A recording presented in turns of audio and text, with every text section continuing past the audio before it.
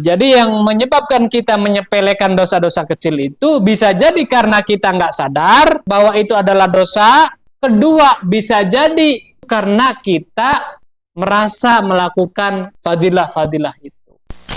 Jangan sampai kita baru sadar kepada Allah ketika kita sudah dalam keadaan sakaratul maut.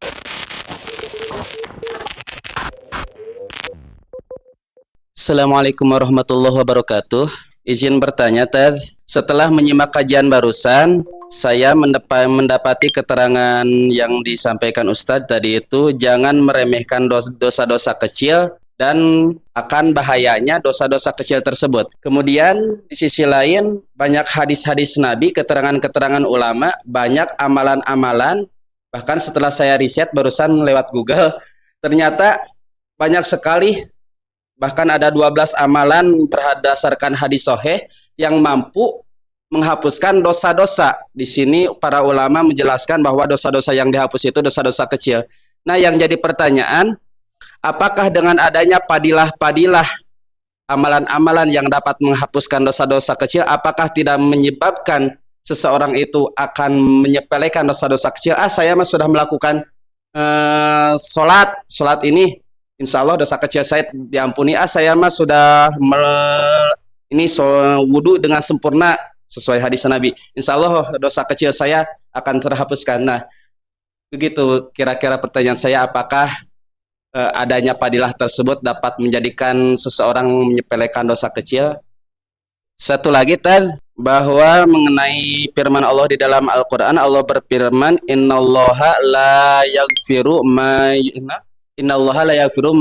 ayyushraka bihi wa yaghfiru ma duna dzalik. Jadi Allah itu tidak akan mengampuni orang yang syirik kepadanya, melakukan musyrik kepadanya, dan mengampuni dosa-dosa selain syirik apabila ia bertobat. Nah, yang jadi pertanyaan, apakah dosa syirik tidak bisa diampuni walaupun ia bertobat? Nah, itu sedikit saja itu. Terima kasih, mohon pencerahannya. Oke, terima kasih atas pertanyaannya, sangat bagus sekali. Iya, justru itulah yang menjadikan kita menyepelekan dosa-dosa itu. Karena kita sudah melakukan fadilah-fadilah itu, padahal fadilah-fadilah itu tuh kalau diteliti hadisnya belum tentu sahih. Ada yang sahih, tapi itu hanya memotivasi. Apakah dosa kita benar-benar diampuni atau tidak? Wallahu alam. Dan apakah amal kita diterima atau tidak? Wallahu alam.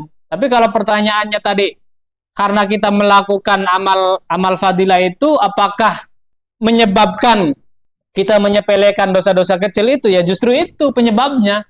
Kita terlalu memblow up, terlalu membesar-besarkan fadilah-fadilah itu. Padahal itu kan, kalau ngaji tasawuf lagi kan ini kan tasawuf ya. Kemarin aja kan udah dibahas bahwa sholat kita pun itu tidak menjamin kita masuk. Amal kebaikan kita pun itu tidak menjamin kita masuk surga. Kalau nanti kita masuk surga pun itu adalah karunia Allah. Apalagi ini hanya sebatas fadilah-fadilah. Jadi balik lagi, intinya kita harus jadi manusia yang bertakwa. Apa manusia bertakwa itu? Manusia yang selalu mawas diri. Itu kalau kalimat secara lughatnya takwa itu adalah mawas diri. Selalu berhati-hati, selalu merasa merenung bahwa apakah selama ini kita sudah benar, apakah amal kita ini sudah benar, apakah sholat kita ini sudah benar, selalu seperti itu. Jadi tidak ada istilahnya 100% merasa benar, selalu mawas diri, berhati-hati. Itu. Jadi yang menyebabkan kita menyepelekan dosa-dosa kecil itu bisa jadi karena kita nggak sadar bahwa itu adalah dosa yang harusnya itu mintai ampun kepada Allah. Kedua, bisa jadi kita menyepelekan dosa kecil itu karena kita merasa melakukan fadilah-fadilah itu. Mungkin itu jawabannya, mudah-mudahan bisa diterima. Terus yang kedua, pertanyaannya, apakah dosa musyrik itu nggak bisa diampuni gitu ya?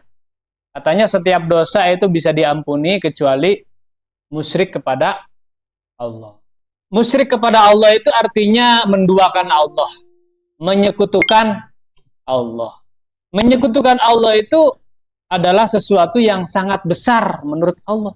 Kalau menurut kita mungkin sesuatu yang kecil, bisa jadi. Kenapa dikatakan musyrik itu adalah dosa besar? Karena kita telah menduakan Allah. Kalian-kalian nih kalau punya istri, terus kira-kira selingkuh, pacaran lagi sama perempuan lain, kira-kira marah nggak istrinya? Dosa besar bukan? Sakit hatinya istri itulah yang menyebabkan kita berdosa. Kita juga sama. Ketika meminta kepada selain Allah, berarti kita telah menduakan Allah. Tuh kecewa sama kita kalau kita ternyata lebih memilih yang lain daripada. Terus apakah dosa musyrik itu nggak diampuni? Ya, kalau dia bertobat kepada Allah dan dia sadar benar-benar menyesal, kembali kepada jalan yang benar, insya Allah akan diampuni oleh. Tidak ada dosa yang tidak diampuni Allah kalau kita mau bertobat. Kecuali dia bertobat dalam keadaan sakratul maut. Seperti siapa? Seperti siapa? Raja Fir'aun. Di ujung hayatnya dia menyesal. Dia menyadari bahwa tidak ada yang bisa menyelamatkan dia. Yang tadinya gagah perkasa tuh, gak ada yang bisa mengalahkan. Semua orang tunduk. Ketika tenggelam dia, di situ masih dia mampu karena merasa dia perkasa, dia kuat. Tapi karena Allah sangat ingin menghancurkan dia, ternyata itu nggak bisa. Nah, di ujung hayatnya itulah, ketika dia sudah mulai nggak bisa apa-apa, dia baru sadar itu. Kita itu jangan sampai seperti itu, seperti Fir'aun itu maksudnya. Jangan sampai kita baru sadar kepada Allah ketika kita sudah dalam keadaan sakaratul maut. Maksudnya tadi tuh, tidak ada dosa yang tidak diampuni Allah kecuali musyrik, itu maksudnya. Jangan sampai kita selalu musyrik kepada Allah dan kita baru sadar ketika kita di ujung hayat. Itu. Jadi kalau masih hidup, ya segeralah bertobat sama Allah. Mungkin jawabannya seperti itu ya. Mudah-mudahan bisa diterima. Tutup.